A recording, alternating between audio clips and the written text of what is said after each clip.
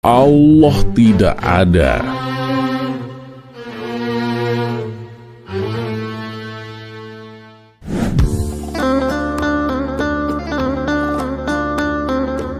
Assalamualaikum warahmatullahi wabarakatuh. Semoga semua kebaikan terlimpah kepada kita semua. Amin ya rabbal alamin. Dikisahkan ada seorang tukang cukur yang hidupnya serba kekurangan. Meskipun ia sudah membuka usaha di kota, namun jasa cukurnya selalu sepi. Hal ini membuatnya hampir putus asa.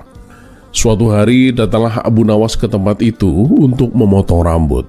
Si tukang cukur pun langsung menyambutnya dan mempersilahkannya duduk. Dan setelah selesai, Abu Nawas pun memberikan sejumlah uang sebagai upah jasa. Namun saat memberikan uangnya, Abu Nawas menangkap kesedihan pada wajah si tukang cukur. "Kenapa denganmu? Apa yang membuatmu murung?" tanya Abu Nawas. Tiba-tiba si tukang cukur pun menjawab dengan sesuatu yang sangat mengejutkan. "Apa Tuan percaya kalau Allah itu ada?" tanya balik si tukang cukur. "Oh iya, saya percaya. Memangnya kenapa?" sahut Abu Nawas. "Tapi saya tidak percaya kalau Allah itu ada," timpal si tukang cukur. "Tentu saja Allah itu ada, kawan," jawab Abu Nawas. "Kalau Allah itu memang ada, kenapa hidup saya menderita? Kenapa Allah membiarkan saya sengsara?" ujar si tukang cukur. "Itu merupakan ujian untukmu, kawan. Dan Allah akan melihatmu apakah kamu bisa bersabar atau tidak," tutur Abu Nawas. "Loh, katanya Allah itu Tuhan Maha Pengasih dan Maha Penyayang. Masa ada Tuhan yang tega memberikan ujian yang membuat hambanya menderita?" protes si tukang cukur. "Oleh karena itulah saya sudah tidak lagi menjalankan sholat, apalagi sampai duduk berzikir tentang Tuhan," lanjutnya. Akhirnya keduanya pun berdebat tanpa henti. Setiap kali Abu Nawas berusaha meyakinkan, si tukang cukur selalu membantah. Karena perdebatan itu tidak menemukan titik temu, Abu Nawas pun akhirnya pergi meninggalkannya. Dalam perjalanan pulang, tanpa sengaja, Abu Nawas melihat seorang gila dengan rambut panjang tak terurus. Tiba-tiba ia mendapatkan sebuah ide yang cemerlang. Ia pun segera mengajak orang gila itu untuk menuju tempat si tukang cukur.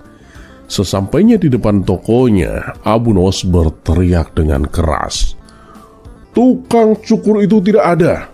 Tukang cukur tidak ada!"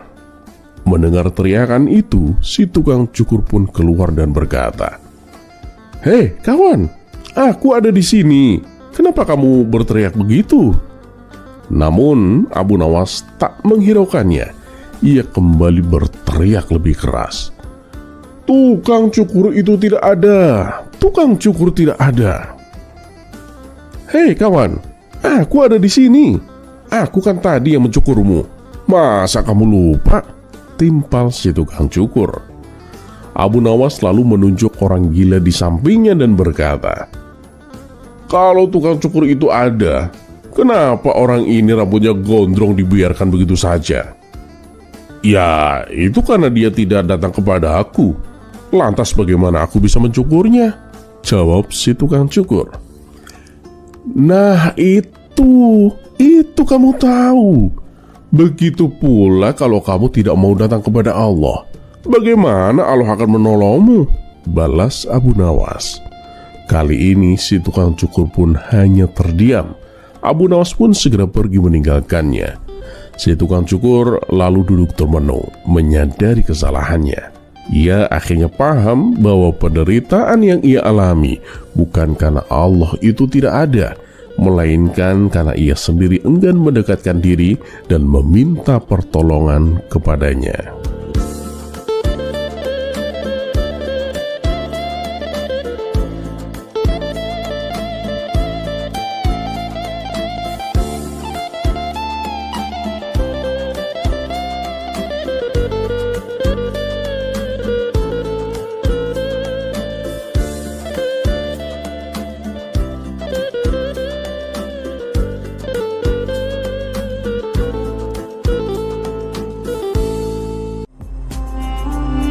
Kisah selanjutnya, salah rombongan.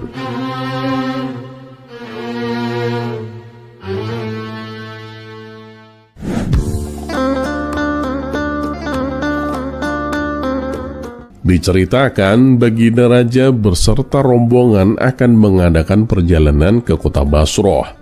Perjalanan itu terbilang sangat jauh dan memakan waktu berhari-hari.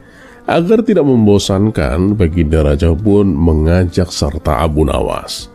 Ketika melintasi sebuah kampung, datanglah seorang lelaki berkuda yang menghentikan rombongan. Ia adalah seorang badui yang hidup di pedalaman dan tidak tahu arah jalan. "Ampun Paduka yang mulia, hamba dengar Paduka akan ke kota Basroh. Bolehkah saya ikut? Kebetulan saya juga mau ke sana Paduka," kata si badui. "Oh, silakan," jawab Baginda Raja. Badui itu pun merasa senang. Menurutnya, dengan ikut rombongan kerajaan, perjalanannya akan lebih aman. Tidak akan ada perampok yang berani menghadang, dan ia pun tidak akan tersesat jalan. Namun yang membuat Baginda Raja risih adalah karena selama perjalanan, si badui mengendarai kudanya tepat di samping Baginda Raja. Seorang prajurit pengawal pun segera menegurnya. "Kamu jalan di barisan belakang, jangan di sini." Namun si badui itu menolak. "Kamu siapa? Berani-beraninya melarangku." "Aku ini prajurit pengawal. Tempatku memang di sini." "Prajurit pengawal? Apa itu?" tanya si badui. "Orang yang menjaga keselamatan raja," jawab si prajurit. "Oh, kalau begitu aku juga ingin perjalanan selamat. Jadi aku harus berjalan di samping raja," balas si badui. Karena keras kepala, prajurit itu pun meminta bantuan menteri. Sang menteri pun lalu menghampirinya. "Maaf Tuan, Tuan tidak seharusnya berada di sini. Sebaiknya Tuan berjalan di barisan belakang." "Siapa lagi kamu? Ikut-ikutan melarangku?" tanya si badui. "Aku ini menteri istana Tuan," jawab sang menteri. "Menteri? Apa itu menteri?" tanya si badui. "Menteri itu adalah pembantu raja yang bertugas menangani urusan kerajaan," jelas sang menteri. "Oh alah, cuma pembantu. Tak kirain siapa. Sudahlah, jangan mengatur-ngatur aku. Pokoknya aku mau berjalan di depan bersama Baginda Raja," ujar si badui dengan keras kepala. Sang menteri pun kewalahan. Baginda Raja yang sejak tadi memperhatikan hanya tersenyum melihat keberanian si badui. Akhirnya Abu Nawas pun menghampirinya dan bertanya, "Maaf Tuan, sebenarnya Tuan ini mau kemana?" "Aku mau ke kota Basroh," jawab si badui. Ngomong dong dari tadi. Barisan depan ini jalannya menuju kota Damaskus. Kalau yang ke Basroh, jalannya itu di barisan belakang Tuan," tutur Abu Nawas. Mendengar itu, si badui pun langsung ngomel-ngomel kepada pengawal dan menteri. Dasar pengawal dan pembantu gila. Kenapa tidak bilang dari tadi? Untung ada orang ini yang memberitahuku." Dan karena tak ingin tersesat nyampe ke kota Damaskus, ia pun segera pindah ke barisan paling belakang. Melihat ulah Abu Nawas itu, Baginda Raja pun tertawa terpinggal-pinggal menyaksikan kecerdikan sahabatnya itu.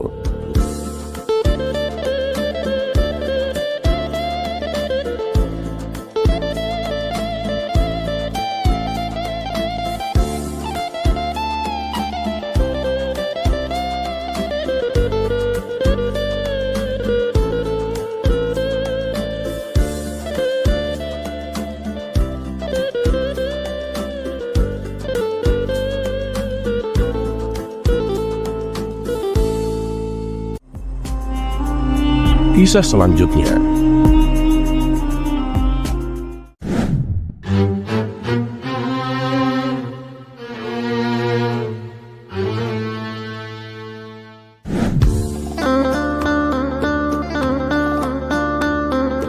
di sebuah kota hiduplah seorang pejabat bernama Tuan Faruk.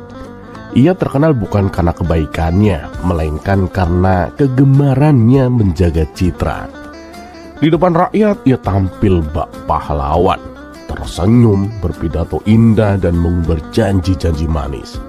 Namun di balik layar ia memeras pajak, menekan pedagang dan menunda pembangunan demi memperindah namanya sendiri. Yang penting rakyat melihat saya baik. Soal kenyataan, siapa yang peduli? Gumamnya sambil menikmati potret dirinya terpajang besar di balik kota. Namun kabar kelicikan Tuan Farouk sampai ke telinga Abu Nawas. Orang seperti ini perlu diberi pelajaran. Dengan caraku sendiri tentunya, batin Abu Nawas. Dan keesokan harinya Abu Nawas pun menemui Tuan Farouk. Tuan Farouk, saya membawa peluang emas untuk meningkatkan lagi citra Anda, Tuan, serunya. Mata Tuan Farouk pun langsung berbinar. Citra? Aku suka itu, katakan Abu Nawas. Saya dengar desa sebelah kekeringan, Tuan. Nah, jika Tuan datang sebagai penyelamat, rakyat pasti akan memuja-muja Tuan. Tuan Farouk pun tersenyum licik. Tak perlu membangun, Abu Nawas. Kita buat saja acara besar. Pidato, bendera, kamera. Yang penting foto-fotonya bagus, Abu Nawas. Abu Nawas pun menahan senyumannya. Baiklah, Tuan. Serahkan urusannya kepadaku, Tuan.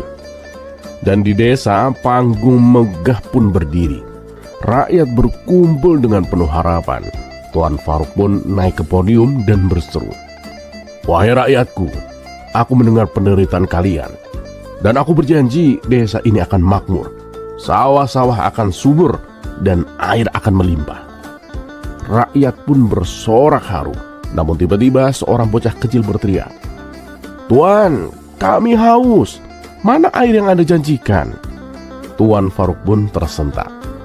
"Sabar anakku, air akan datang segera." Abu Nawas pun muncul membawa kendi besar. "Wahai rakyat, inilah air harapan dari Tuan Farouk," serunya. Rakyat pun bersorak, tetapi saat kendi dituangkan, yang keluar hanyalah pasir kering. Wajah Tuan Farouk pun pucat. "Abu Nawas, apa-apaan ini?" Abu Nawas pun menjawab dengan lantang, "Bukankah ini seperti janji Anda? Indah dari luar, kosong dari dalam. Anda menjual harapan palsu demi citra sendiri, Tuan." Menyadari apa yang Abu Nawas berusaha sampaikan, rakyat yang semula memuja pun mulai murka. "Jadi semua ini cuma sandiwara? Dia menipu kita." Kerumunan pun mulai ribut. Beberapa bahkan merobek spanduk dan membalikan kursi.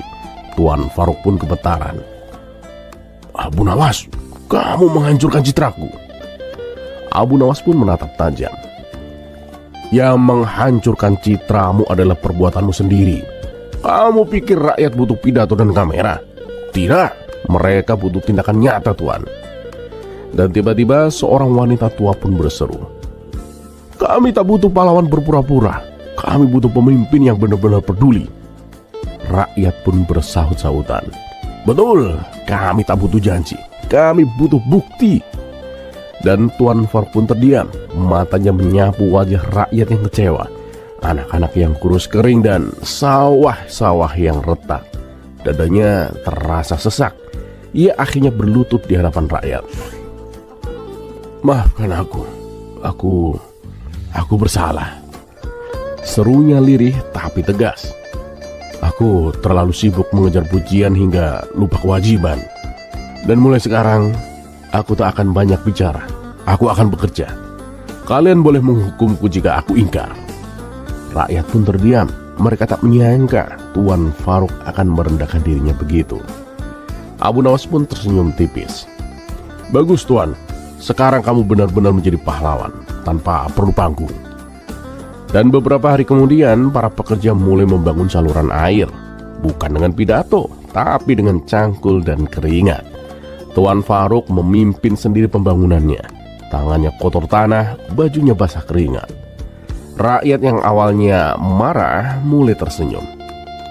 Mungkin kali ini dia benar-benar berubah. bisik mereka.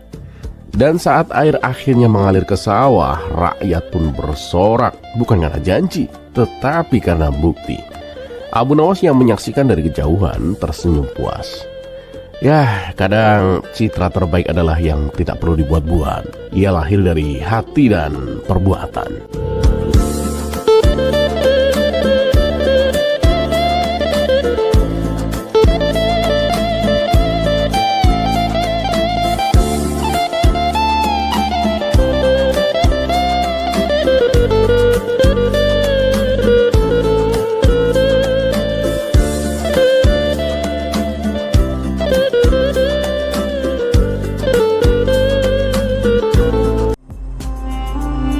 Kisah selanjutnya.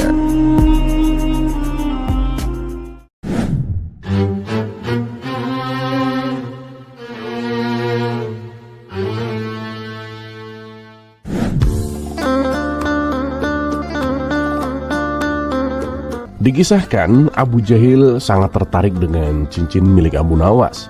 Sebenarnya Abu Nawas bersedia menjual cincin itu asalkan harganya 1 dinar. Namun karena Abu Jahil sangat bakhil, ia enggan membelinya dengan harga 1 dinar. Hingga pada suatu kali saat Abu Jahil mencangkul tanah di ladang, tanpa sengaja cangkulnya membentur sebuah benda keras yang mengganggu. Dengan berniat menyingkirkan benda tersebut, ia mengambilnya dan mendapati bahwa benda itu adalah sebuah koin uang 1 dinar. Betapa bahagia hatinya sehingga ia pun menggosok uang yang sudah karatan itu. Namun kebahagiaannya tidak berlangsung lama. Setelah diperiksa, ternyata uang koin tersebut adalah uang dinar palsu. Rasa kecewa pun menghampiri Abu Jahil. Ia lalu berniat untuk membuang koin itu. Tapi saat hendak membuangnya, tiba-tiba terbesit niat jahat dalam benaknya. Kenapa aku harus membuangnya? Dengan uang ini, aku kan bisa mengelabui Abu Nawas. Aku akan membeli cincin miliknya dengan uang palsu ini. Maka Abu Jahil pun datang menemui Abu Nawas. "Hei Abu Nawas, apakah kamu masih berniat menjual cincinmu?" tanya Abu Jahil. "Ya masih, tapi harganya 1 dinar Abu Jahil," jawab Abu Nawas.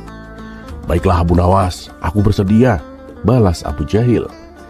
Dan tanpa ragu Abu Jahil memberikan uang palsu tersebut kepada Abu Nawas. Abu Nawas pun menerimanya tanpa memastikan keaslian uang itu. Lalu dengan uang tersebut ia membeli daging di pasar. Si penjual daging pun menerima uang dari Abu Nawas tanpa mengecek keasliannya. Dan kemudian penjual daging menggunakan uang palsu itu untuk membeli buah-buahan. Dan esok harinya Abu Jahil pun mendatangi pedagang buah untuk menagih hutang sebanyak 1 dinar. Kawan, kamu kan sudah janji. Katanya hari ini kamu akan melunasi hutangmu," kata Abu Jahil kepada pedagang buah. Dan pedagang buah itu pun kemudian memberikan uang palsu yang diperolehnya dari penjual daging. Dengan hati yang gembira, Abu Jahil pun langsung pulang ke rumah. Namun setelah diperiksa, ternyata uang yang didapatnya adalah uang palsu. Marahlah si Abu Jahil. Ia langsung mengumpat, "Kurang ajar, dia telah menipuku." Dan dengan emosi, Abu Jahil pun pergi menghadap Tuan Hakim untuk mengadukan si pedagang buah. Mendengar keluhan itu, Tuan Hakim langsung memanggil pedagang buah untuk menginterogasinya. "Hei pedagang buah, kenapa kamu membayar hutang pakai uang palsu?" tanya Tuan Hakim. "Ampun Tuan Hakim, saya sendiri juga tidak tahu kalau itu uang palsu. Dan saya mendapatkan uang tersebut dari penjual daging Tuan Hakim," jawab pedagang buah. Tuan Hakim pun kemudian memanggil penjual daging dan menginterogasinya juga. "Penjual daging, apakah benar kemarin kamu membeli buah-buahan pakai uang ini?" tanya Tuan Hakim. "Ya benar Tuan Hakim," jawab penjual daging. "Memangnya kenapa dengan uang itu Tuan Hakim?" tanya balik penjual daging. "Kamu tahu tidak, uang yang kamu berikan adalah uang palsu," ujar Tuan Hakim. Seketika penjual daging pun terkejut. "Maaf Tuan Hakim, saya benar-benar tidak tahu Tuan. Saya memperoleh uang itu dari Abu Nawas," balasnya. Tuan Hakim pun segera memerintahkan beberapa pengawalnya untuk menjemput Abu Nawas. Dan ketika Abu Nawas memasuki ruang sidang, sudah berkumpul Abu Jahil, pedagang buah, dan penjual daging. "Ada apa ini Tuan Hakim?" tanya Abu Nawas dengan heran. "Begini Abu Nawas, Apa betul kemarin kamu membeli daging pakai uang dinar ini? Tanya Tuan Hakim. Sejenak Abu Nawas mengamati uang itu. Sepertinya ya, saya membeli daging pakai uang itu Tuan Hakim. Memangnya kenapa dengan uang itu Tuan Hakim? Tanya Abu Nawas.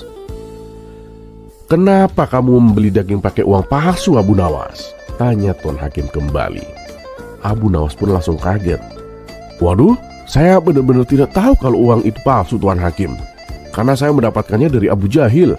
Dia membeli cincinku menggunakan uang itu Tuan Hakim, jawab Abu Nawas. Tuan Hakim pun bingung dengan jawaban tersebut. Benarkah itu Abu Jahil? Tanya Tuan Hakim. Benar Tuan. Aku menemukan uang itu saat mencakul di ladang, jawab Abu Jahil dengan gemetaran. Kamu ini telah menipu orang tapi malah menuduh orang lain menipumu.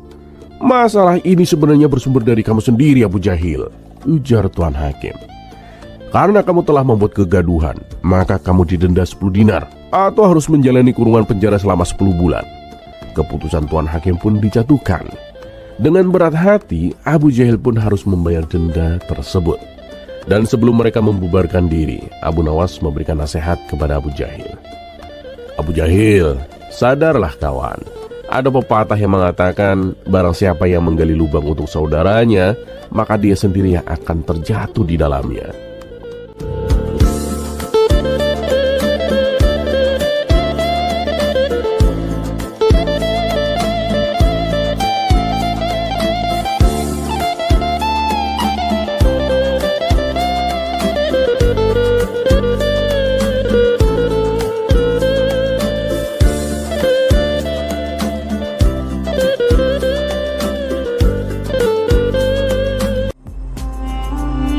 Kisah selanjutnya.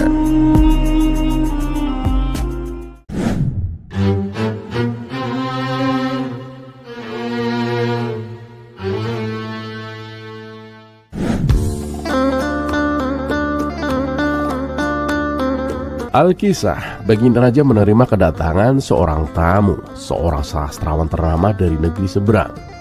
Dan tamu itu tidak hanya pandai membuat syair, tetapi juga mahir menyusun pertanyaan-pertanyaan yang sangat sulit untuk dijawab.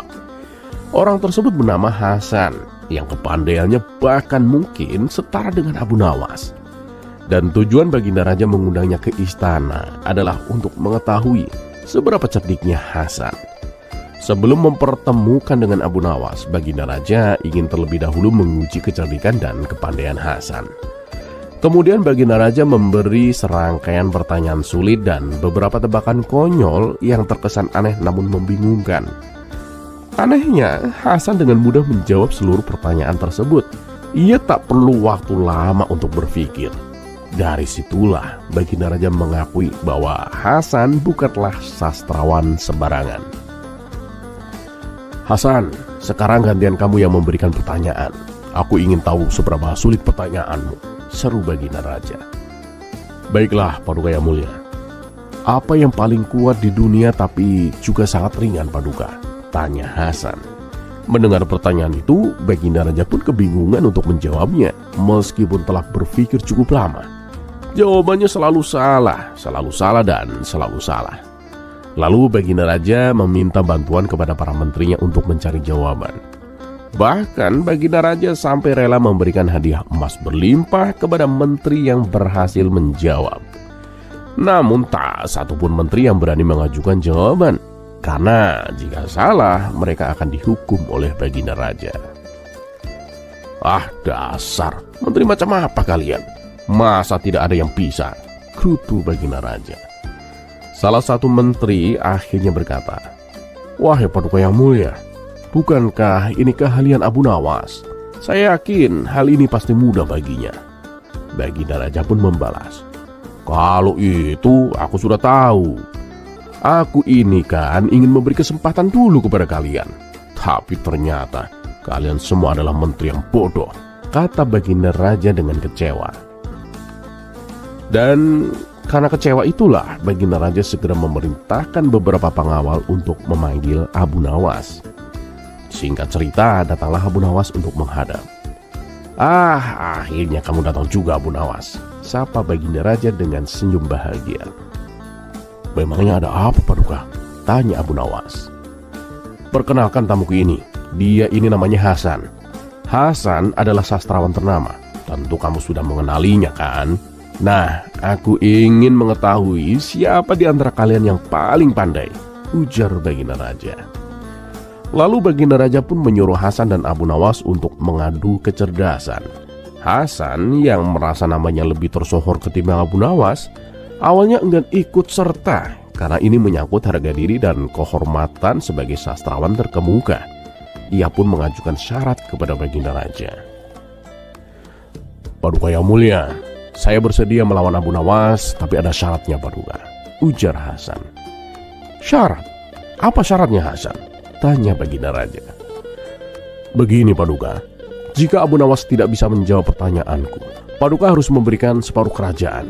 Namun jika jawaban Abu Nawas benar, aku akan berhenti menjadi sastrawan selama-lamanya. Dan itu cukup adil, bukan, Paduka? Balas Hasan. Mendengar itu Baginda Raja pun terkejut. Mana mungkin aku rela mempertaruhkannya. Tapi mengingat resiko yang dia tanggung sebagai sastrawan ternama, tentu ini bukan perkara yang mudah, gumam Baginda Raja. Awalnya Baginda Raja pun merasa ragu untuk menerima tantangan tersebut. Bagaimana, Abu Nawas?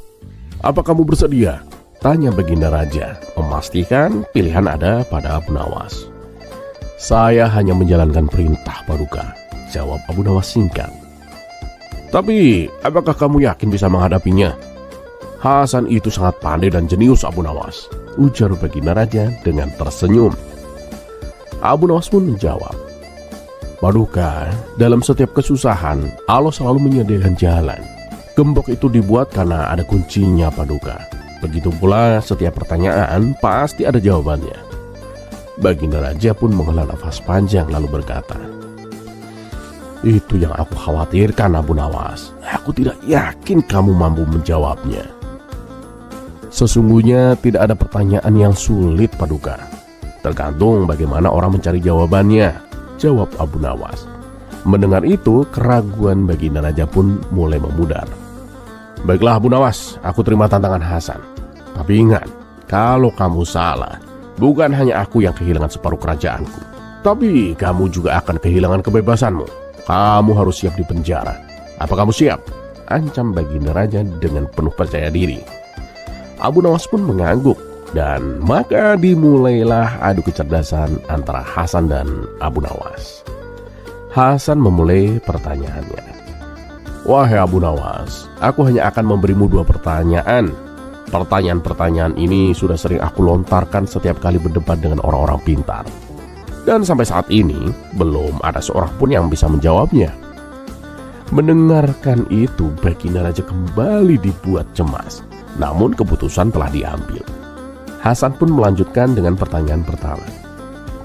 Apa yang paling kuat di dunia, tapi sebenarnya sangat ringan? Alih-alih menjawab, Abu Nawas pun justru bersiul dan meniup-niupkan tangannya beberapa kali. Berikan jawabanmu, Abu Nawas, desak Baginda Raja. Jangan khawatir, Paduka, barusan saya sudah menjawabnya, balas Abu Nawas.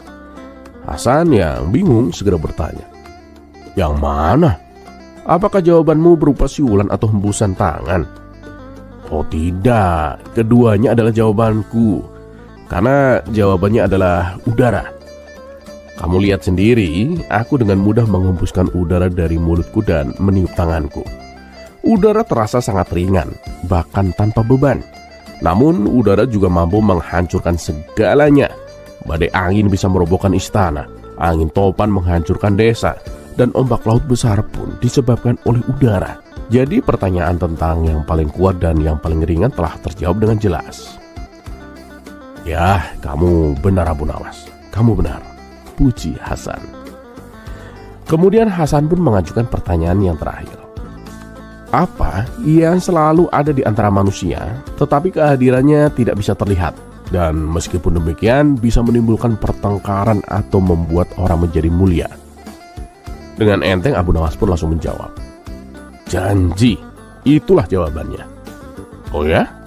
Bisa kamu jelaskan Abu Nawas? Tantang Hasan. Janji selalu ada di antara manusia.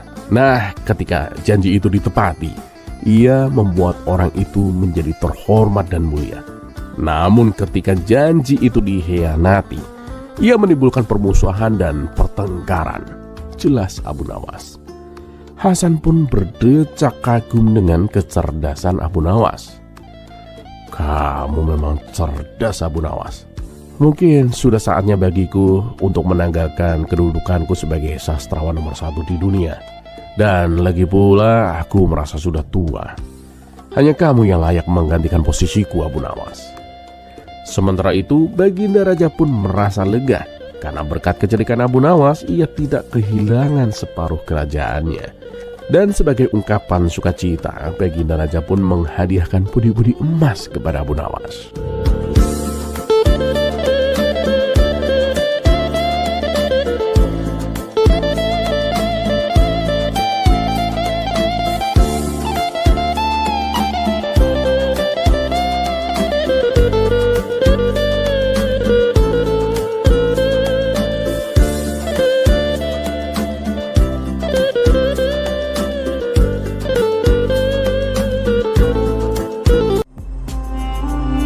Kisah selanjutnya.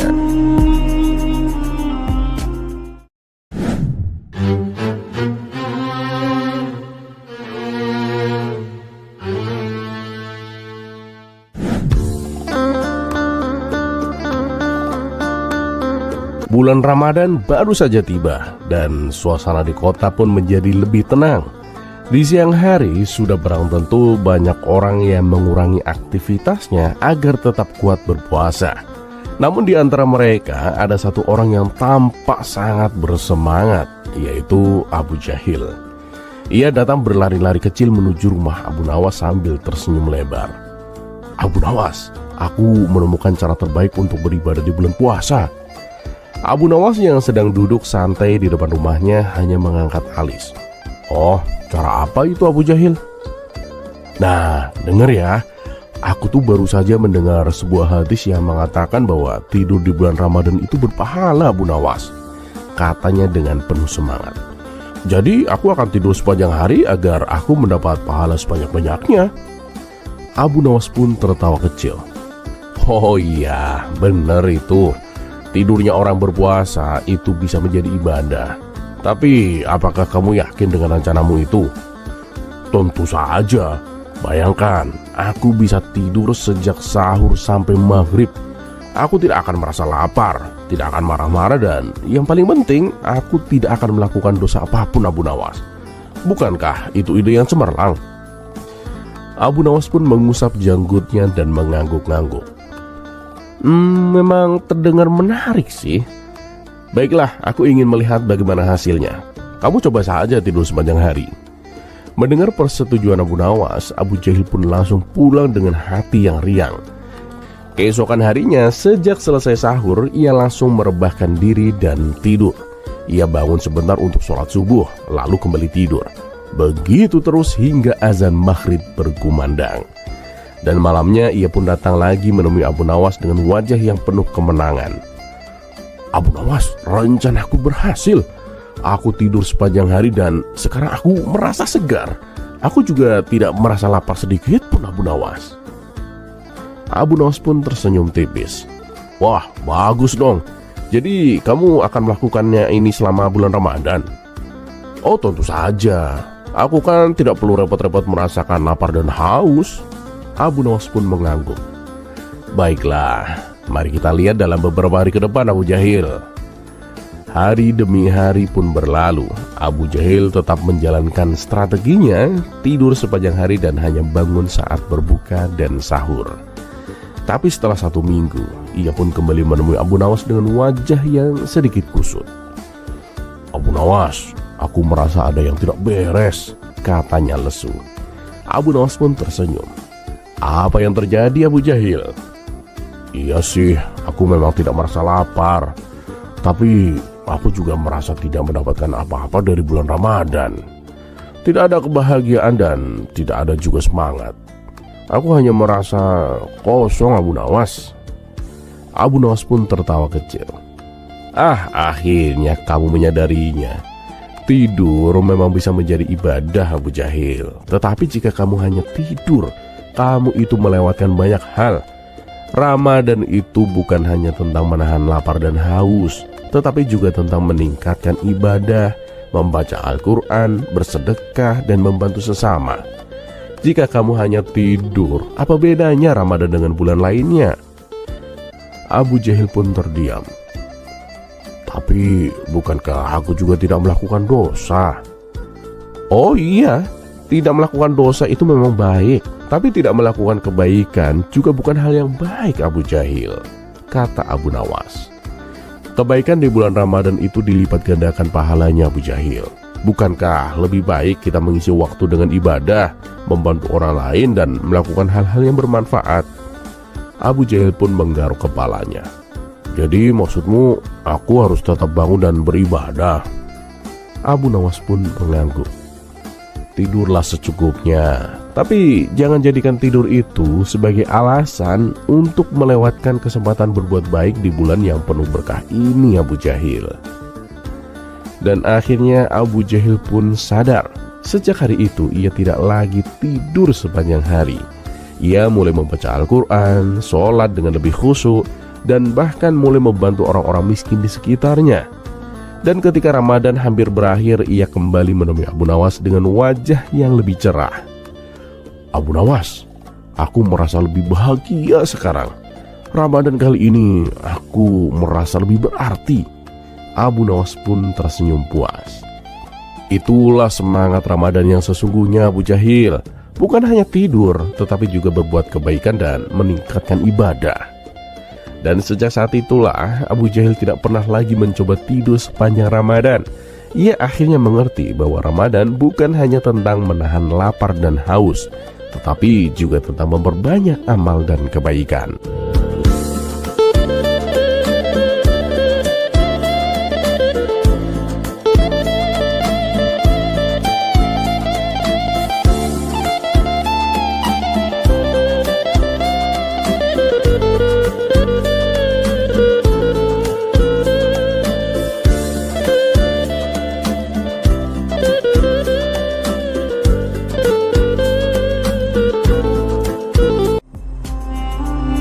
Kisah selanjutnya.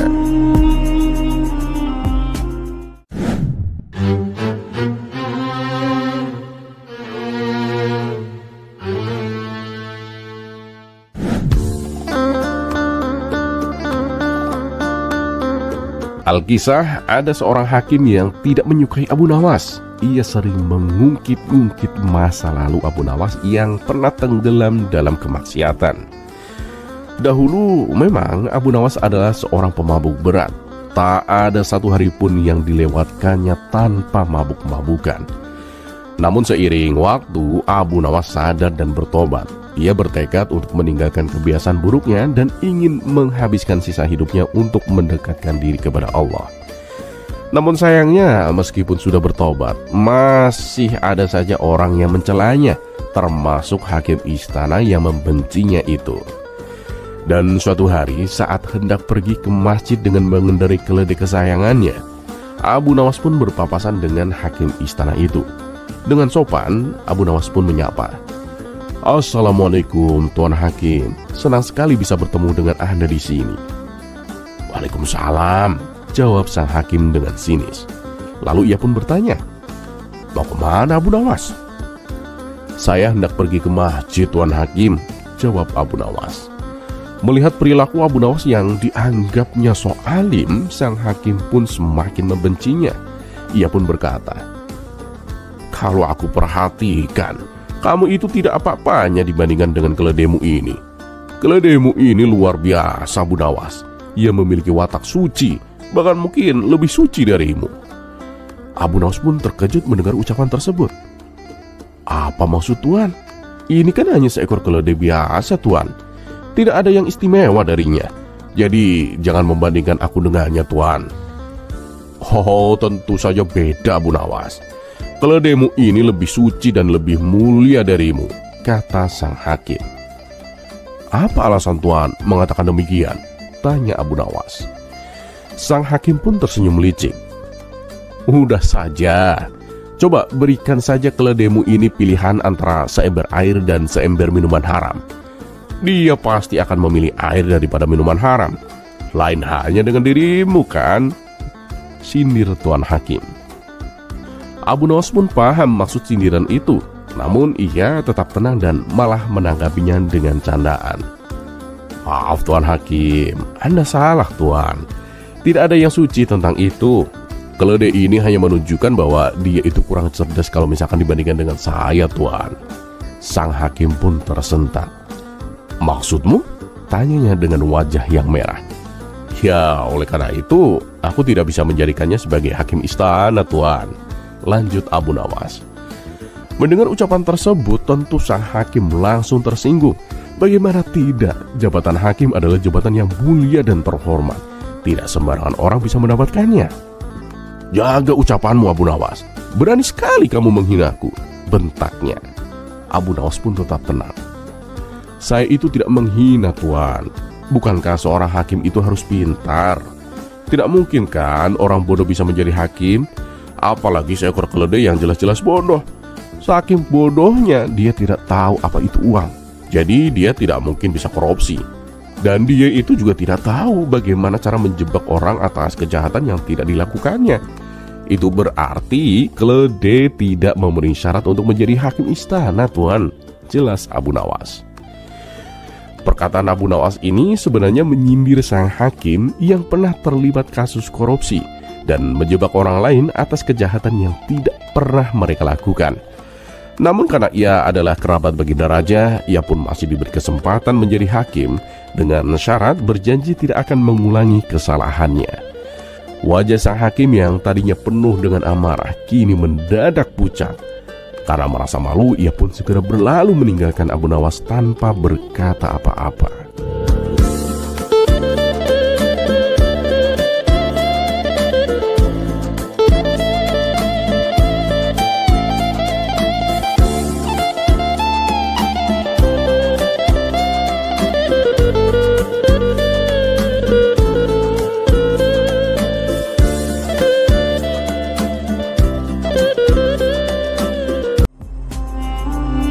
Kisah selanjutnya.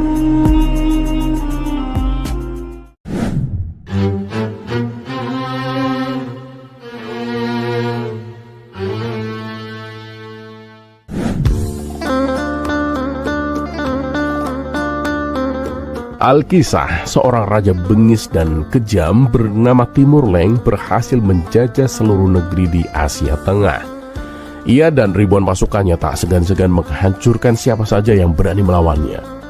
Desas-desus menyebar bahwa Raja Timur Leng dan pasukannya berencana untuk menyerang kota Baghdad. Kabar ini tentu membuat seluruh warga ketakutan, termasuk Abu Nawas, sebab pasukan Raja Timur Leng terkenal sadis dan kejam. Beberapa bulan kemudian terdengar kabar bahwa Raja Timur Leng beserta pasukannya akan memasuki kota Baghdad. Sebagai orang yang dihormati, Abu Nawas pun segera mengajak masyarakat untuk berkumpul di alun-alun. Ia naik ke atas mimbar dan berpidato di hadapan khalayak ramai. Wahai penduduk Baghdad, mari kita semua berdoa supaya pasukan Raja Timur ditimpa musibah seperti angin topan yang dahsyat, sehingga mereka semua binasa. Mendengar itu, semua warga yang berkumpul pun serempak mengucapkan amin dengan lantang. Dan tiba-tiba seorang pria berdiri dan bertanya, Abu Nawas, apakah Anda pernah melihat tentara Raja Timur Leng?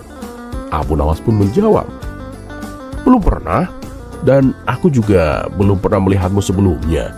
Sepertinya kamu itu bukan orang sini. Pria itu pun tersenyum dan berkata, ya benar, aku memang bukan orang sini, karena aku adalah panglima tentara Raja Timur Leng. Sontak Abu Nawas dan seluruh warga pun terkejut. Mereka tak menyangka bahwa pasukan Raja Timur Leng sudah memasuki desa mereka.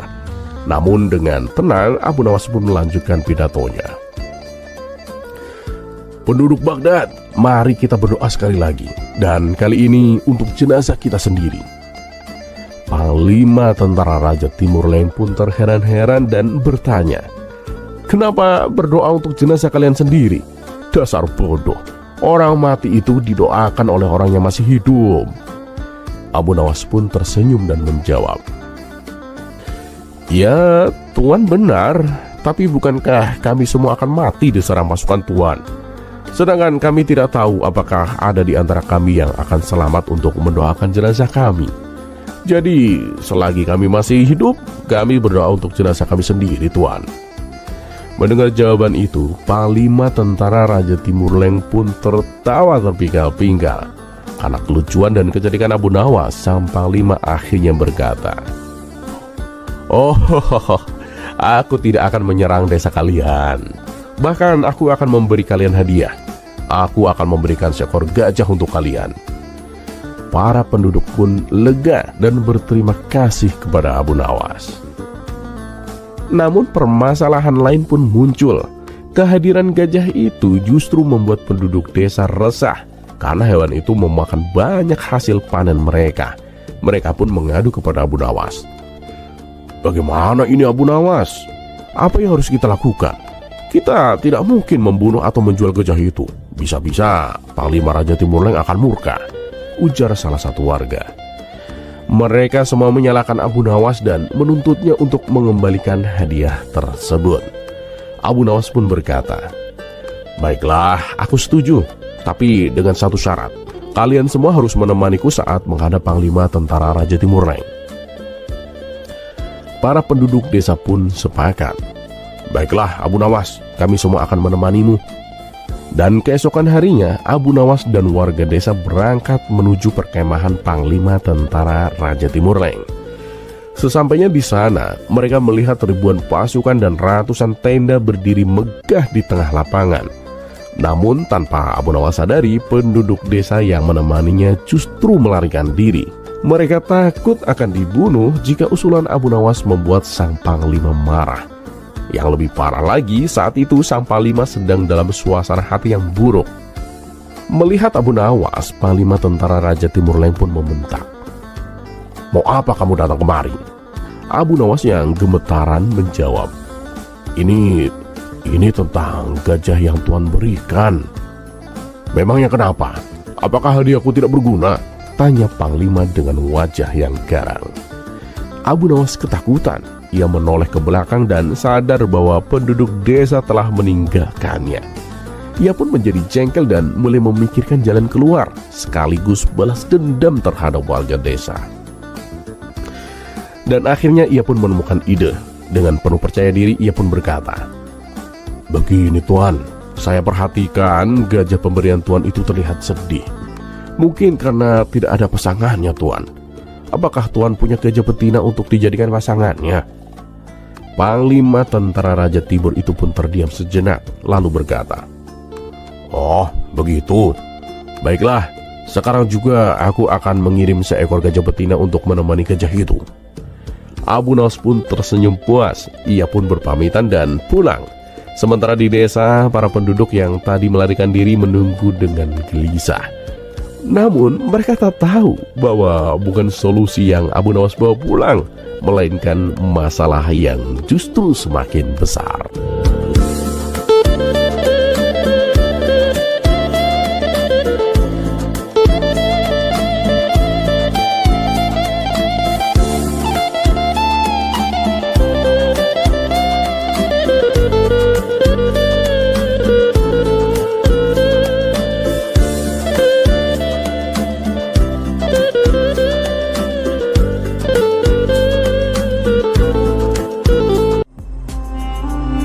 Kisah selanjutnya.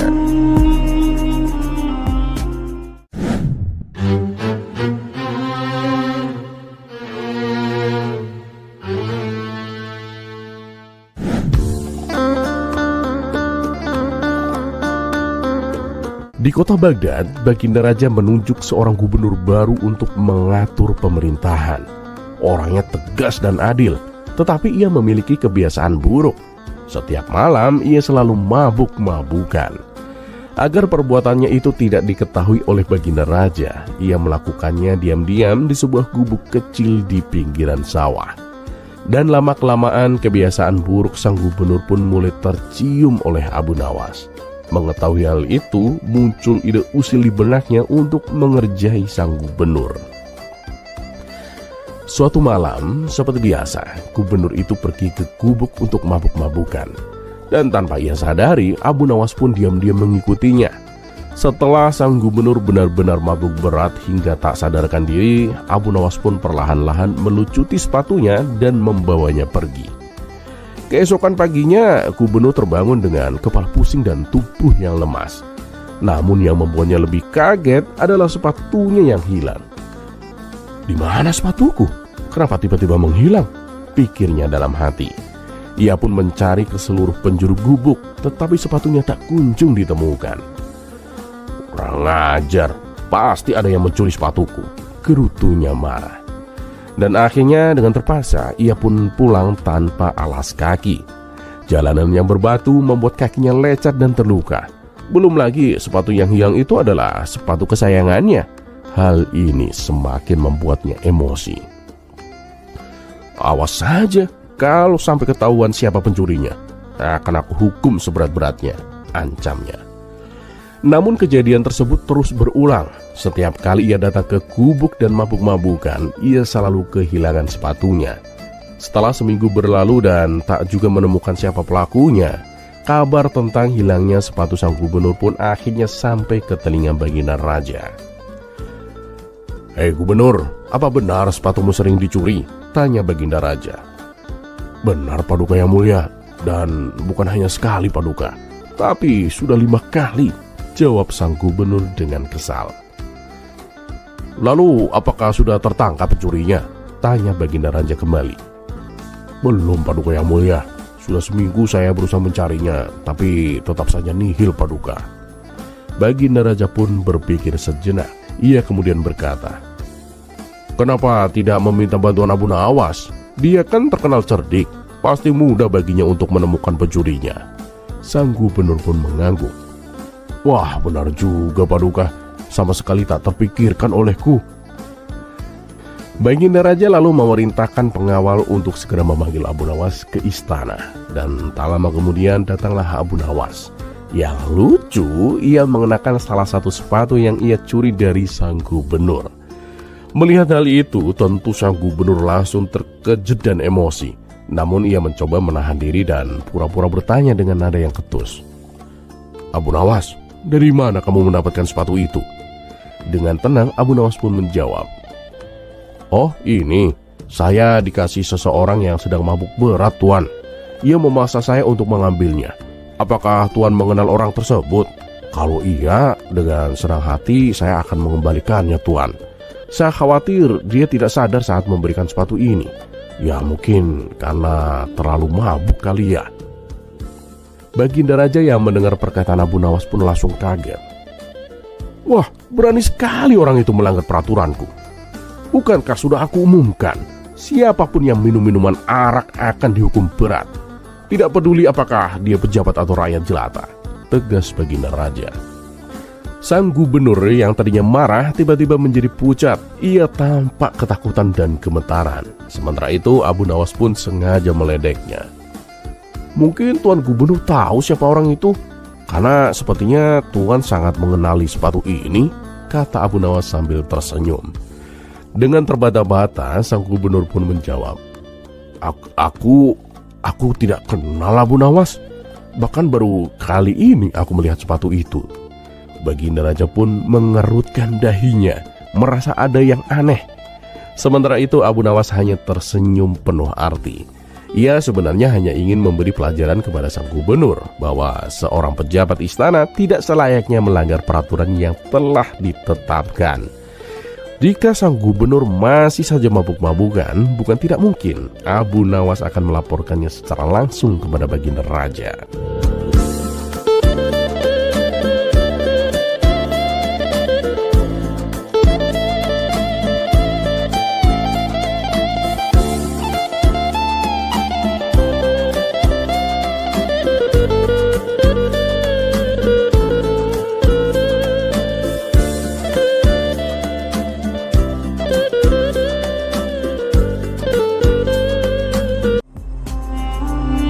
Kisah selanjutnya.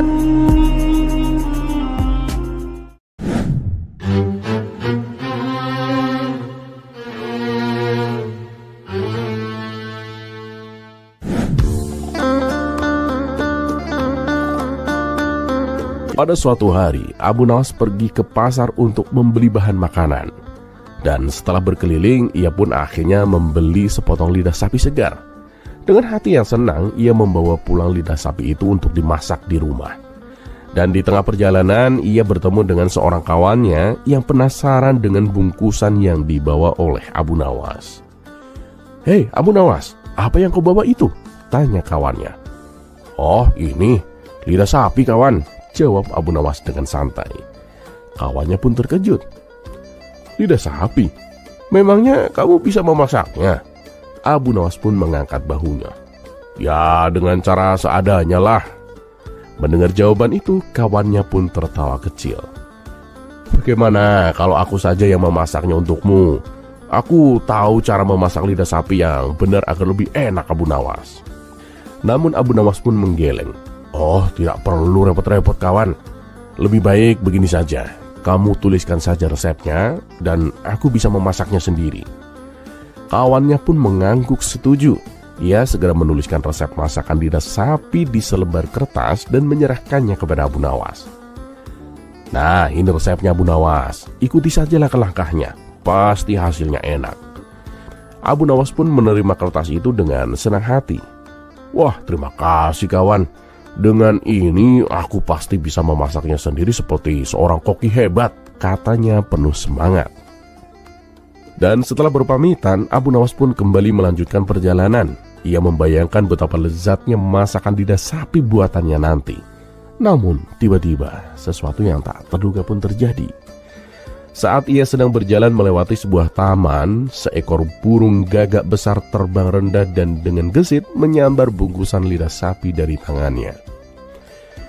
"Hei, lidah sapiku!" seru Abu Nawas terkejut. Burung gagak itu pun langsung terbang tinggi, membawa lidah sapi di paruhnya. Abu Nawas hanya bisa berdiri ternganga, menyaksikan makanannya hilang begitu saja di udara. Para pejalan kaki yang melihat kejadian itu tertawa kecil. Salah satu dari mereka pun berkata, "Kasihan sekali kamu Abu Nawas. Sepertinya malam ini kamu harus makan tanpa lauk." Namun alih-alih kesal, Abu Nawas malah tersenyum dan dengan santai berteriak ke arah burung itu. "Hei burung, percuma saja kamu mencuri lidah sapiku. Resep untuk memasaknya kan masih ada padaku." Sambil berkata begitu, ia mengangkat kertas resepnya tinggi-tinggi ke udara, seolah ingin memamerkannya kepada si burung gagak. Para pejalan kaki yang mendengar perkataan Abu Nawas pun tertawa terbahak-bahak. Salah satu dari mereka pun berkata, "Abu Nawas, kamu memang orang paling aneh yang pernah ketemui. Bagaimana mungkin kamu bisa makan hanya dengan resep tanpa lidah sapi?" Abu Nawas pun tetap tersenyum. "Oh, terang saja, lidah sapiku mungkin sudah terbang, tapi lidahku sendiri kan masih di sini. Aku bisa pergi ke pasar lagi dan membeli yang baru." Mereka yang mendengar jawaban itu pun semakin tergelak. Bahkan ada seorang pedagang yang merasa kasihan kepada Abu Nawas dan akhirnya memberinya sepotong lidah sapi secara cuma-cuma. Dengan hati yang senang, Abu Nawas pun melanjutkan perjalanannya pulang. Dan kali ini ia menggenggam bungkusan lidah sapi dengan lebih erat. "Kalau ada burung gagak lagi yang mencoba mencurinya, aku akan pastikan dia harus membawa bumbu-bumbunya juga," gumam Abu Nawas sambil tersenyum sendiri. Dan kali ini ia pun berhasil sampai di rumah dengan selamat tanpa gangguan dari burung gagak yang usil.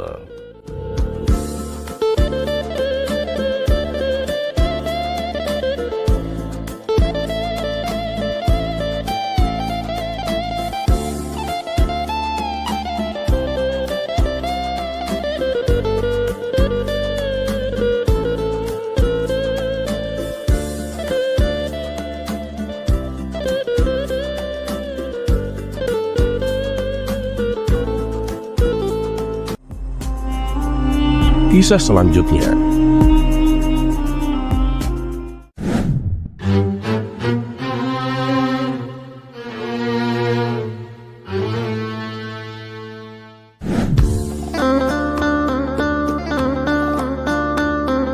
Alkisah, ada salah satu putra Baginda Raja yang tidak pernah keluar istana. Kehidupannya yang mewah, bersih dan serba sempurna membuatnya tidak tahu bagaimana keadaan rakyat sebenarnya.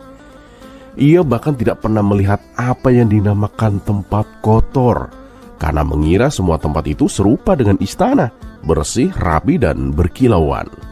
Kebiasaannya, kemanapun pangeran berjalan, ia tidak pernah mengenakan alas kaki. Namun setelah beranjak dewasa, ia meminta kepada Baginda Raja untuk berjalan-jalan keluar istana. Mendengar permintaan itu, tentu Baginda Raja tidak bisa melarangnya, sebab pangeran adalah anak yang paling disayanginya. Apapun yang diinginkannya pasti dipenuhi oleh Baginda Raja.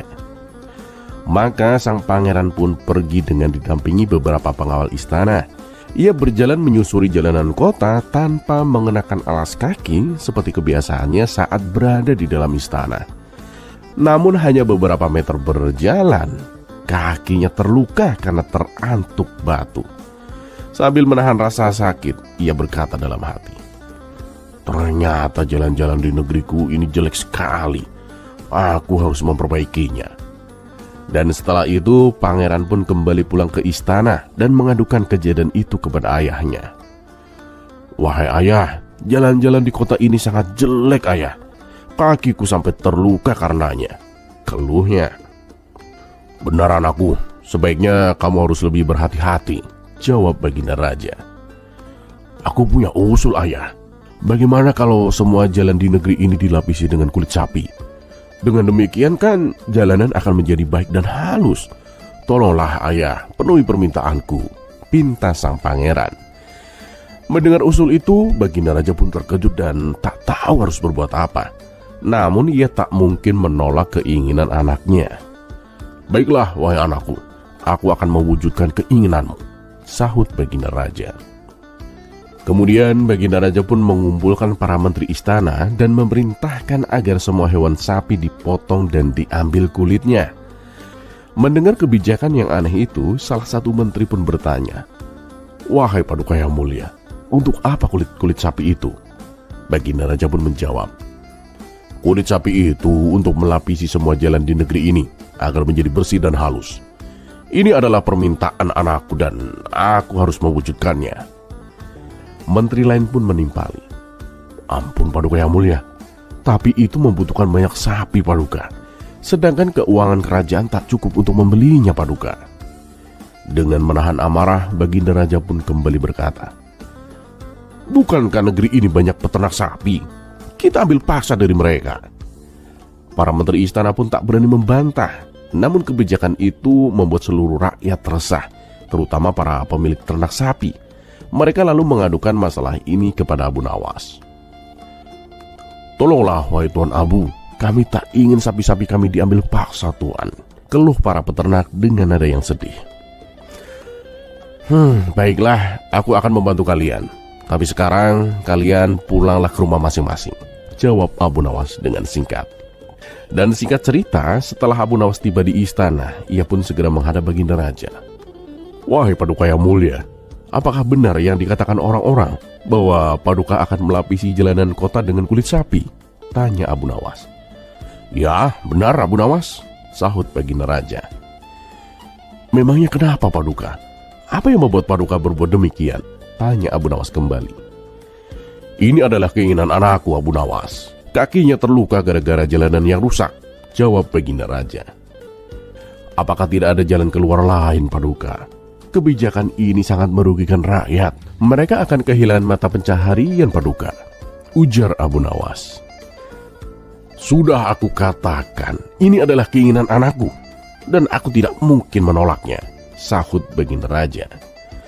Kemudian dengan bijak Abu Nawas pun berkata, "Ampun Paduka yang mulia, kenapa harus melapisi seluruh jalanan kota dengan kulit sapi Paduka? Bukankah akan lebih mudah dan hemat apabila hanya melapisi telapak kaki putra Paduka?